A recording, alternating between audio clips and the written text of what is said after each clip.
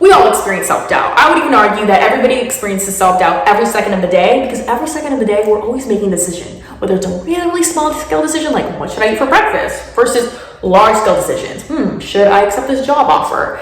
And when we have self-doubt, I want you to realize that this is a good thing. It means that you have an active intelligence and that your mind is always considering all possibilities of a situation. So please don't feel shameful for doubting yourself. It's only going to make matters worse, all right? If anything, be prideful knowing that your mind is at work and that you have an active intelligence, because that's how I see it, and it's just a healthy way of looking at it.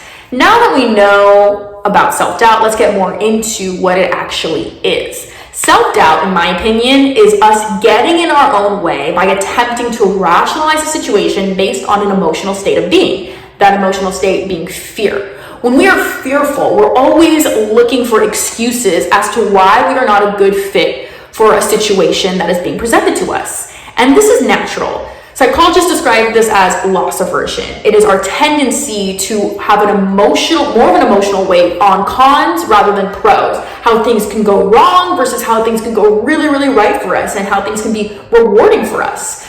And this is a reflection of status quo bias, our tendency to remain the same, never make any risks or huge changes in our lives, because we know what to predict if we stay the same, because it's what we're used to, versus fear of the unknown. We can't predict the unknown, so we'd rather remain the same, thus being in the status quo and staying in the status quo. So how do we defeat this self-doubt issue? Well, Elliot Hulse says that we cannot cure self-doubt by the same means in which it was created, in the head. It's a head-created phenomenon. So if you want to beat self-doubt, you have to take action, all right? You just got to do the thing that you're afraid to do. And I know this sounds like such a cliche, and I sound like a Nike commercial, just do it. But honestly, it's the cold hard truth. It really, really is. You just got to do the thing you're scared to do, and this requires courage. A lot of people think that they need confidence first, but confidence is always a byproduct of a courageous act that you decided to do.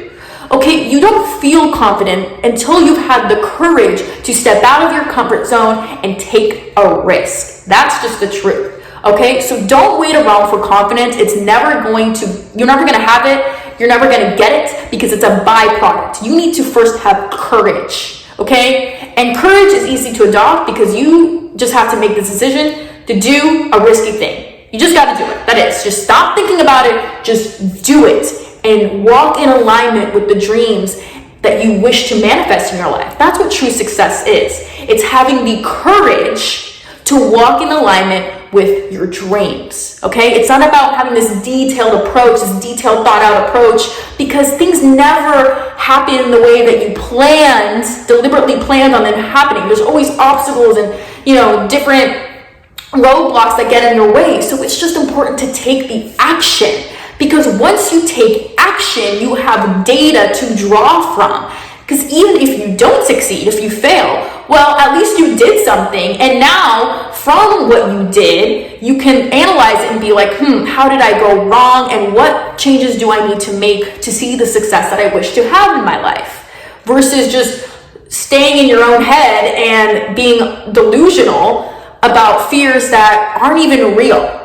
Because let me tell you something, when I first started my YouTube channel, I was so scared to publish my first video. I had limiting beliefs. I was like, I'm not good enough. I'm not even a qualified life coach or a psychologist. I didn't even major in psychology, but none of those fears ended up really being of substance, because when I published my video, no one was bringing that up. If anything, everybody was really, really liking the content. They were like, wow, you know what? I resonate with your first video about people calling you out for being quiet. I'm going to adopt some of those methods. I thought it was perfect. You're really well spoken. So it was very well received, and all the things that I thought were going to be true, the limiting beliefs that I had about myself, weren't actually the truth. And so now that I've done the thing that I was so scared to do, I now know for a fact that things that I was thinking in my head were all just illusions and not actual data, not real factual data.